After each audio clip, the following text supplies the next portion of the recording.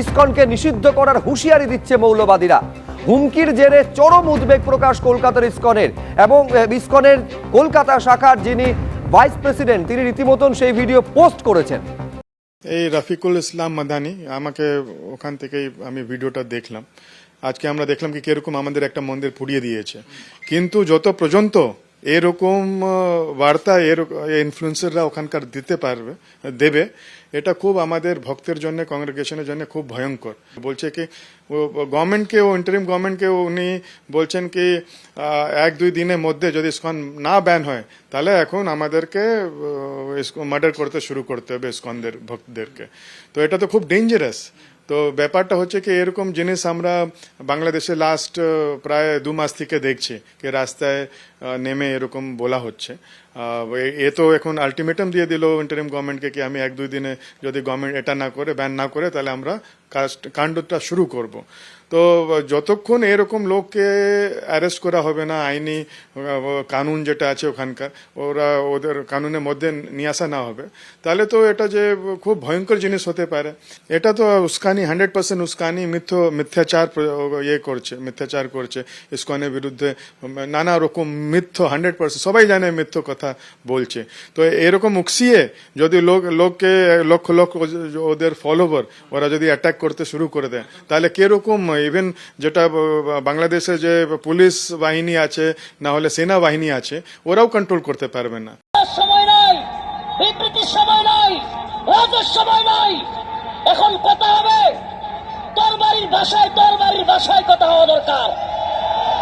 মুসলমানদের কথা এখন তরবারির ভাষায় হবে।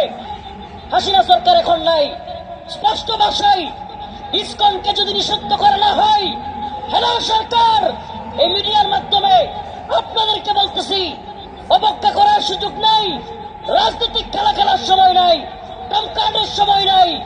ইসকনকে যদি বাংলার জমিনে আগামী 2-1 দিনের মধ্যে নিষিদ্ধ না করা হয়, ইসকন আমাদের একটাকে ফেলছে, আমরাও টার্গেট করে এদের একটাকে ফেলবো।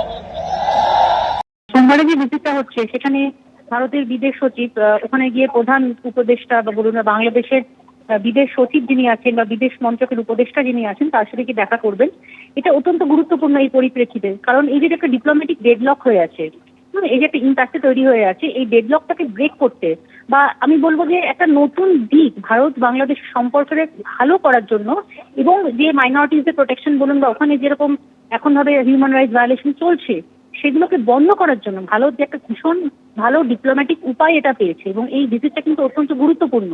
আমি মনে করি বাংলাদেশ এবং ভারতের সম্পর্কের একটা নতুন অধ্যায় কিন্তু এটা হতে পারে, এটা যদি সাকসেসফুল হয়। এবং এটাও মনে রাখতে হবে যে এখন পাকিস্তানের সাথে যে ভারতের সম্পর্কটা যেরকম আছে বা পাকিস্তানের সাথে বাংলাদেশের সম্পর্ক যেরকম আছে, পাকিস্তান কিন্তু এখন অ্যাডভান্টেজ নেওয়ার চেষ্টা করছে অনেকটা।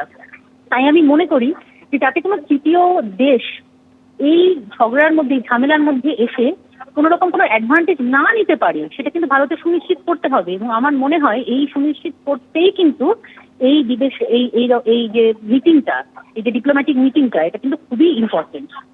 না, কিন্তু আমি এইটা আপনার থেকে জানতে চাইছি, এইটা যখন পরিস্থিতি বদলাবে, যখন আপনি মানবেন যে হ্যাঁ ঘটনা ঘটছে, ইউনিস সরকার তো মানতেই চাইছে না যে এই ধরনের কোনো ঘটনা ঘটছে, কার্যত একটা অরাজক পরিস্থিতি, একেবারে মৌলবাদীদের হাতে কার্যত বাংলাদেশ চলে গিয়েছে, অন্তর্বর্তী সরকার তো মানতেই চাইছে না।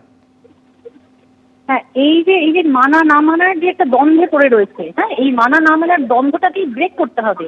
এই ব্রেকটা করার জন্যই কিন্তু ডিপ্লোম্যাটিক ভিজিটটা ভীষণই গুরুত্বপূর্ণ, এবং বোথ সাইডকেই বুঝতে হবে যে, এবং যেটা ওরা স্টেটমেন্টটা দিয়েছেন বোথ তরফ থেকে, যে ভারত বাংলাদেশ সম্পর্ক শুধু একটা বিষয় আটকে নেই, এই যে বাকি বিষয়গুলো দিয়েও যে প্রেশারাইজ করা যায়, ঠিক আছে, এই বিষয়টা অত্যন্ত গুরুত্বপূর্ণ হয়ে আসছে, এবং বাকি বিষয়ে গুরুত্বপূর্ণ থেকেও এই বিষয়টা যে বেশি গুরুত্বপূর্ণ, এই যে ডিপ্লোম্যাটিক প্রেশার, এইটা কিন্তু ক্রিয়েট করা অত্যন্ত জরুরি। এবং এই ডিপ্লোম্যাটিক প্রেশারের জন্যই কিন্তু এই মিটিংটাকে আমি অনেক ইতিবাচক বা পজিটিভ দিক থেকেই দেখতে চাইবো। এটার পরে হয়তো আমরা এটা আশা করতে পারি যে ইউনিস সরকার এই পরিস্থিতিটাকে অ্যাকনলেজ করবে এবং ওখানে মাইনরিটিজদের প্রোটেকশন দেবে, হিন্দুদের প্রোটেকশন দেবে।